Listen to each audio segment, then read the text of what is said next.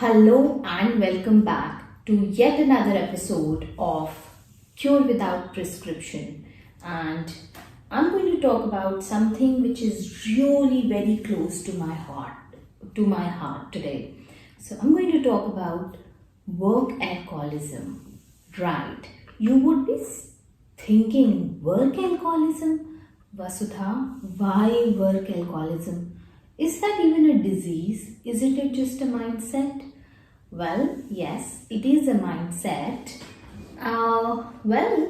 It is, I would say, infection of mind which happens due to a mindset, and therefore it is definitely a disease, although it is a mental illness. In fact, I would say, if I would really kind of pin it exactly where and what being a work alcoholic is, I would say it is an emotional disease. It is a disease at the emotional body level. Right, emotional body level. Yes. And I would explain you that concept again some other time, right? What exactly emotional body is. I think I would do that because people often ask me that these days, right? So let me talk work alcoholism today. And to start off, what is work alcoholism? You know what? To put it simply, work alcoholism is simply hiding yourself behind work, right? Escaping real life on the pretext of work, right? So it's just like any other OCD, what you call obsessive compulsive disorder, where you feel compelled to keep yourself busy with one or the other work because that's the only way you derive your sense of worth. Yes, you heard me right. So it is basically a case of low self-worth, right?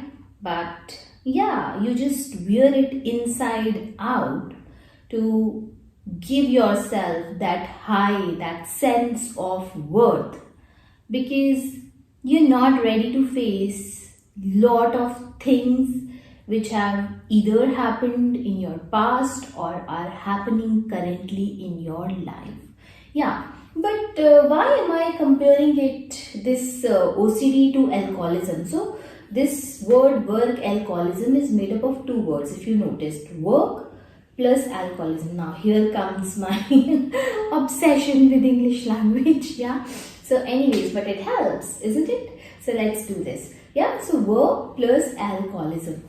So what is it that you're pouring in your glass? It's not that drink, but what you're pouring in your glass is excessive work, right? And unfortunately, that's something I have suffered from too. And that's what I think gives me the right to talk about it and to address it today. Yeah. So I have been someone who suffered from work alcoholism, and when I look back, I realize I suffered from it even in my teenage years. Yeah. So when I would have free time also, I did not feel free enough to kind of indulge into something I wanted to do. So any activity which I would love to do or like to do, I and my brother would do it in hiding. Yeah. So all the fun things that we did, two of us did it. It was like always our little secret, all the fun things that I did. And perhaps that is why my brother happens to be a very, very, in fact, the most special part of my childhood. Yeah. But other than that, I had this compulsion to always fill myself up with something or the other. So if I was not doing some school work, I would like to be useful, to do some maybe household work, or maybe I would like to be useful in some or the other way to any of my family members. If nothing else, I would just like to be present there, to be there for them, to just hear them out or something. So, and if nothing else, I would just pick up any book and read, because I thought that it was sin to just sit by yourself and do nothing. And of course, I carried this toxicity, yes, I will call it toxicity, well into my adulthood. Yeah, and it took me almost 40 years of my life to realize what I am doing and why I am doing. And yeah, I think I have been able to break the pattern. I can say that proudly today. I am no longer an addict. Yeah, so I pulled myself out of that addiction. And let me share, yeah, like I've shared my little story with you, so let me also share the symptoms. And these are the symptoms. I'm not saying all these symptoms were present in me. Yeah, so these are the symptoms I have noticed across people I interact with on a everyday basis as a leadership mentor too. Yeah, and I often hear things like Vasudha, winner stands alone. Vasudha, the higher you go up, it gets lonelier. It's lonely up here. Sometimes I just don't know who to talk to. Those are the common. Those are the common sentences I hear from them, and when I hear them, no, I so resonate with them. Yeah, I just so resonate with them, but without dropping a word at it. And I understand when they say that, because it is really lonely out there. And let me, let me share this with you today.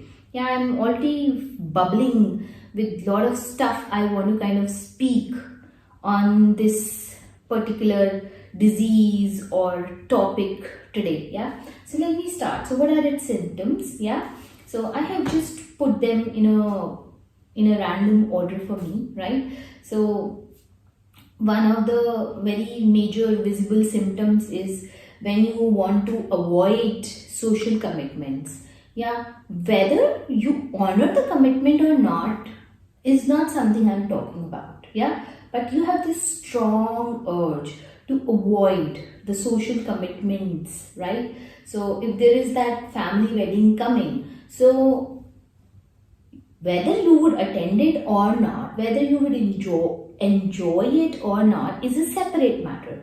But your first immediate gut instinct is, oh, I have to do this now. Yeah, so that sense that I don't want to do this is one of the symptoms that perhaps and your work, if your work is your pretext, then yes, you are addicted to your work, right? And feeling guilty about having pleasure and joyful moments. I think I shared that was something I suffered from, and a lot of people that I've spoken to, I hear it from them also. So, you know what, work alcoholics, they just can't sit still. They feel guilty whenever they're sitting still. Stillness is something alien to them. Yeah, and I think that's why they lead a highly imbalanced, at least inner life. Yeah, they can maybe strike a balance in the life outside and may feel proud of the physical work they're doing in the world, whether doing something in the family or for the family, but you're just balancing things out in the physicality. And I know what I'm talking, and those of you who are addicted to work also know what I'm talking. Yeah, so for your emotional absence, I'm sure you also fill it up with your physical presence, right? Because you know what? That is work for you, right? So whether you are emotionally there or not, you have emotions for people in your life, but still, yeah, it's more like you're filling up things in the physicality, right?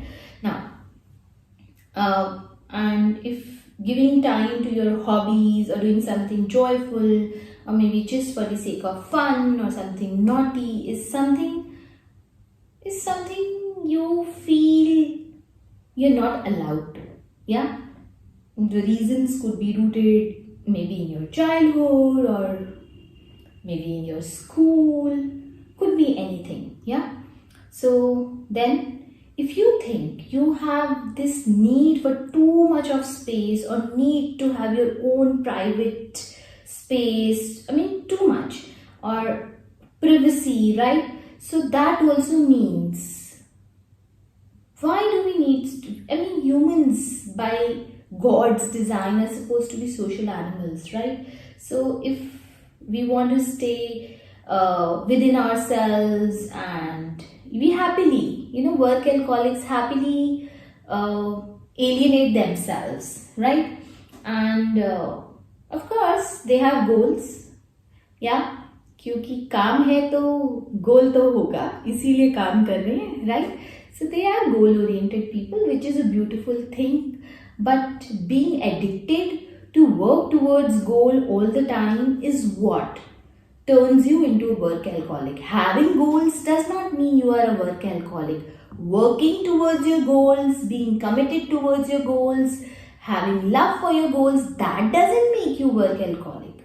You are a work alcoholic if you want to escape the reality around you on the pretext of work. If you feel happier doing work just because it helps you cut off from the life around you. Yeah, you know what guys, I think you should also listen to my first video, I think in this series. I think the first video I did was alcoholism, or maybe it was the second video. I'm going to put its link in the description. Please listen to that video also, because alcoholism and work alcoholism, they have a lot of resonance to each other, yeah. So I don't want you to confuse, yeah, committed people with work alcoholics, right?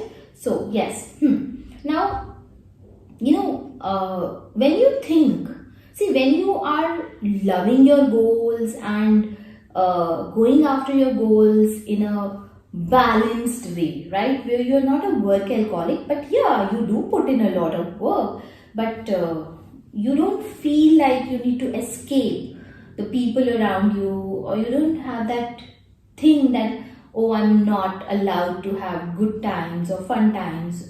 So that is, well, work alcoholism, if you feel that way, right? Otherwise, being dedicated to your goals is like living your best version, is living your highest purpose of life, and I think that's what is we must all adopt. So I don't want you to confuse this, right?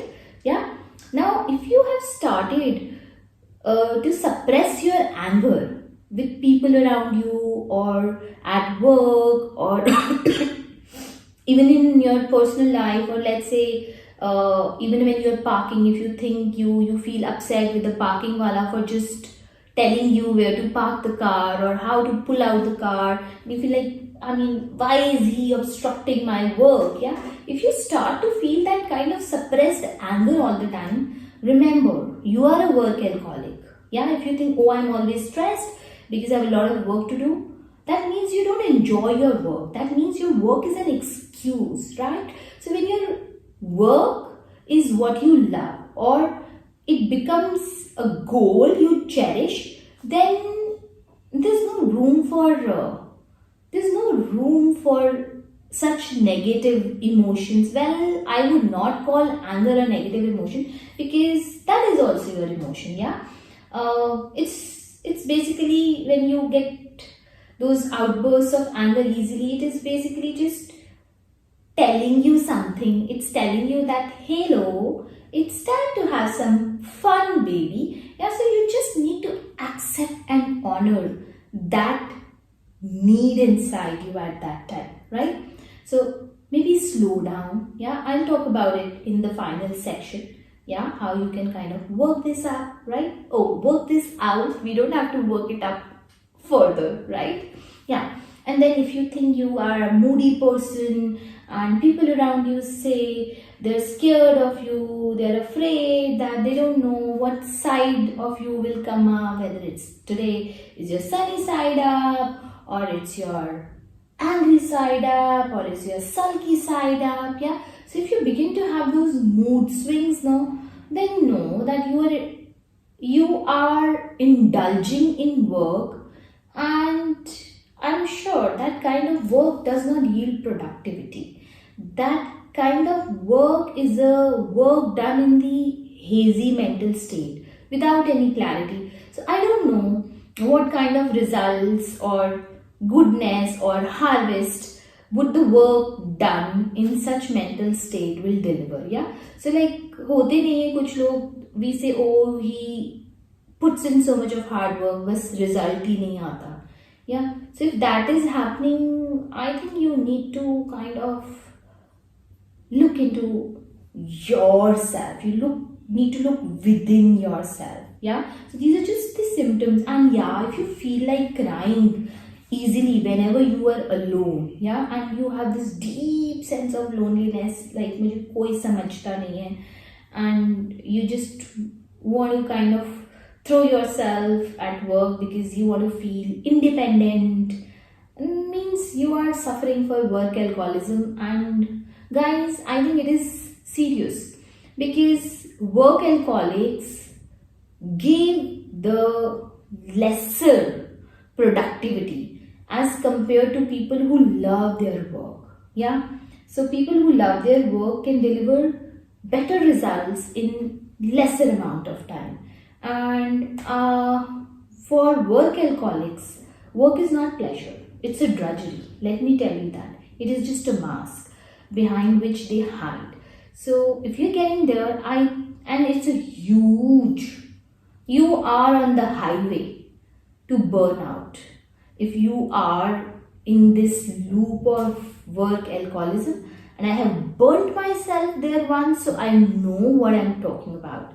Yeah, and it's not that difficult to snap yourself out of work alcoholism. All you need is the moment of awareness. Yeah, and in fact, all my joy workshops are all about creating that sense of joy, happiness, passion, purpose, so that you can attain that mental level where you can think with clarity and deal with things in your life, whether personal or professional, with so much more love and clarity in a joyful state. See, the same things can be done in a happy mental state, right? So you will definitely end up giving more productivity. If you are a goal-oriented person, then your aim should be productivity, not the number of hours, right? Yeah.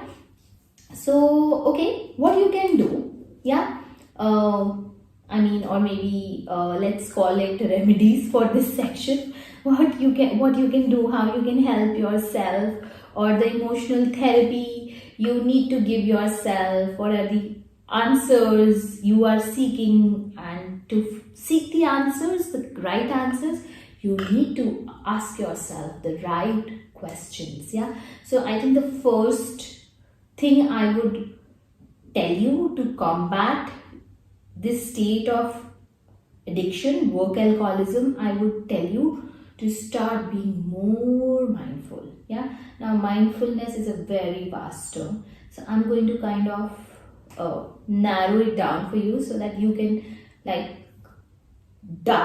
point on, work on your work alcoholism. So of course ये video already बहुत लंबा हो चुका है, so of course I'm gonna kind of be little quicker and would try to wind up things quicker for you. But yeah, if I miss out on something, and if there's any question, please feel free to ask me here in the comments or write me a mail about it. I would be more than happy to help you on that. Yeah, so Now, first thing, mindfulness. Yeah. Now, when I say mindfulness, how are you going to apply this mindfulness to snap yourself out of this sort of addiction?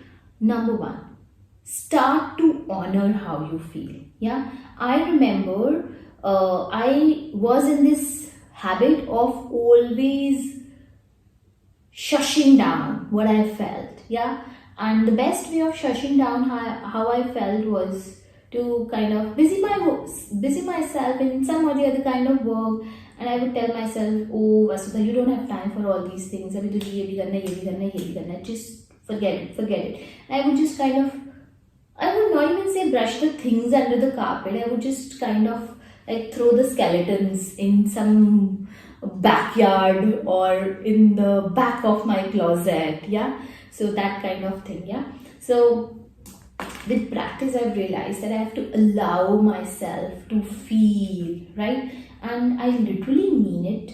So there used to be a time in my life. So when something would happen, yeah, I would, let's say something happened to me in 2020, and suddenly someday in 2021, I would begin to feel the impact of that moment which happened in 2020. So, and when I say that, I just don't mean the moments which are hurtful or something, even something beautiful or nice spoken to me which touched my heart. So, that it was, I mean, the amount of time I needed to feel myself could be as long as an year. Yeah. And मुझको पता ही नहीं चलता था कि मुझे जो चीज़ किसी ने अभी बोली है मेरे ऊपर उसका क्या असर हो रहा है, right? So if someone would say I love you to me, my response time to I love you would also be easily maybe weeks or even months, yeah, or maybe years, right? So I think being a mom kind of also changed that for me a little bit, yeah. So yeah, और कोई मुझे कोई hurtful बात भी कहता था तो I would at times, you know, when someone's saying or doing something, at that moment I would just go blank because I think I was always so busy in myself or in the work. I never had time to kind of process मुझे क्या अच्छा लगता है क्या नहीं अच्छा लगता है. And after that moment would also happen, it used to take me a lot of time to realize that, oh, I didn't like what that person said or did. And by the time I would realize it, I would sometimes feel, oh, it's too late to now respond to it. And I used to just let it be, but it would continue to hurt me or make me feel grateful or maybe feel loved, lovable. I mean, good or bad, both, right? And our body needs to release, our heart needs to release everything, good or bad, yeah? So I learned, this is how I learned to label my emotions as mine instead of something good or as something bad. So one of the big reasons, one of the best therapies you can give yourself if you are a work alcoholic is allow yourself to feel, yeah? And don't push or stuff down your emotions, because I have noticed it not just with myself, even with the people I have worked and the people I have observed, yeah, around me, right? That everything that happens or you feel inside you will surely come out someday, whether it takes 10 seconds, 10 minutes, 10 days, 10 weeks, 10 or 10 years. Yes, I have seen things coming out of people even 20 years after they have happened. So why wait for 20 years? Why not loosen it now? Yeah, good and bad both. And sometimes it is too late maybe to tell someone that you didn't like something, or more so, I think I love you, yeah? Sometimes it's too late. So, and you can't run away from your emotions and hide behind your work, because then you will miss out on the real life. Yeah, all the good and bad of life, good, bad, ugly, whatever you want to call it, because at the end of the day, it is only together that they make life. Yeah, so life is not black and white. It's like all the shades of grey, not just 50 shades of grey. Yeah. Okay. Forgive me the pun. Yeah. Okay. And now stop labeling your emotions. That's something I've already discussed. Yeah. And please, you know what? Work alcoholics, you have this habit. The habit of imagining the worst case scenarios. Yes, please. I have an idea. Why not turn around this worst case scenario to your benefit? Yeah. So, what I used to do, I used to imagine the worst case scenarios if I spoke out my heart.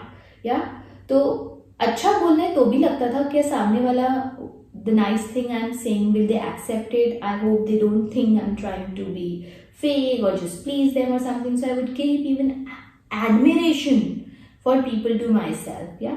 But I've learned to loosen up. Life taught me that. Yeah. And I'm teaching you that, right? So, you know what? Use it. Use your imagination, even for worst case scenarios, to turn it to your benefit. Yeah. So, turn it to turn around your situations. I do that now. So, I know this can be the worst case scenario. I prepare myself for it. And I know now I can work forward. Yeah, I think, अच्छा, इससे बुरा क्या हो जाएगा? यही हो जाएगा ना? Okay, I can deal with it, right? And I would still pray for the worst case scenario to not happen. Yeah, emotional therapy, right? So I would say, yeah, stop running for yourself. Okay, do yourself a favor and stop running for yourself. Stop being in that state of fear. Yeah, I've discussed all these points even in my video on alcoholism. Please go and check that too. Yeah, so one of the huge things underlining our tendency towards work alcoholism is fear. Yeah, and train yourself to love yourself. Train yourself to accept yourself. Start with taking small steps in your direction. Start with giving yourself what you think is most important to you. Don't give up on your hopes and dreams of life just because someone rejected them in the past. Yeah, remember, you are not your past. Okay, I keep saying that, right? And look at yourself with love. Stop rejecting yourself. Let people say whatever they have to say. You know, you are so strong that despite all the noise, you can work. So imagine, use your strength to build yourself, not to deconstruct yourself. Okay, deconstruct yourself, but only to build yourself stronger, right? And yeah, if you're dealing with any of this, please feel free to ask me anything. Yeah, you're not able to handle this, I mean, feel free to ask me. I would be more than grateful to be there for you, right? Yeah, just discover. Use it as a chance to discover how wonderful you are. Yeah, I wish you can see the world from my eyes. Yeah, and I want to help you discover the beautiful parts about you. Yeah, all you need to do is accept that being happy is your birthright and claim it. Yeah, that's the only emotional therapy you need to start with, right? Start being mindful towards yourself, right? And on that note, I'm going to sign off because this video has already gone too long. I avoid making this long videos for Cure Without Prescription, but yeah, I love you all and this topic is very close to my heart, and I hope it gives you respite from your addiction towards work, and I wish you all a very, very, very happy and healthy, not just physically, bodily health. I also wish that for you on a mental, emotional and spiritual level too. Yeah, so keep working at your health. Yeah, on that note, bye bye, take care, and I will see you in the next video.